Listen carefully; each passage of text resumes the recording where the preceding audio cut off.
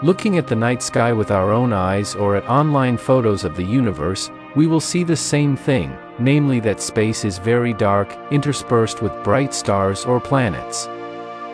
Why is it black? Why is space not as colorful as the blue daytime sky on Earth?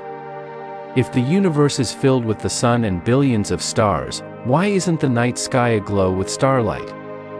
It's a classic question that astronomers call Olbers' paradox, named after German astronomer Heinrich Olbers. It attempts to answer the question, why is space always dark, by assuming that interstellar space is partly filled with light-absorbing matter, such as interstellar dust clouds.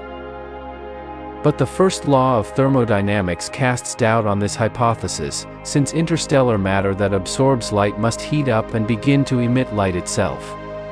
Olbers' paradox was finally solved in the 20th century.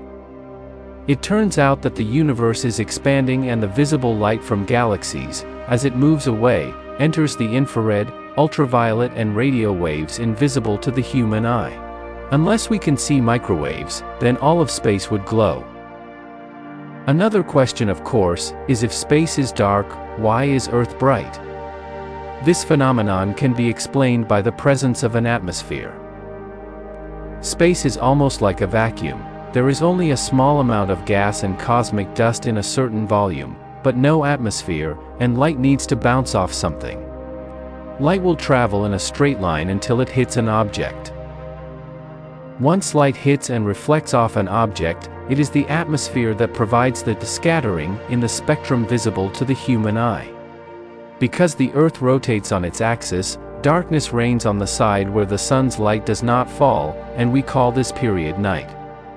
During the day, atmospheric atoms, molecules and dust interact with photons, causing them to scatter.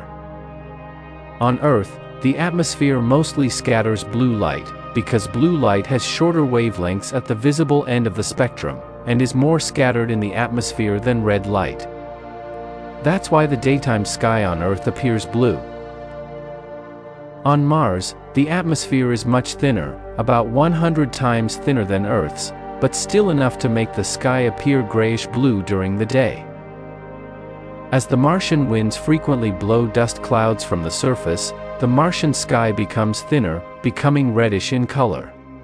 However, if we are on a planet, or satellite that has no atmosphere, or a very thin atmosphere, such as the Moon or Mercury, the sky appears black during the day and night.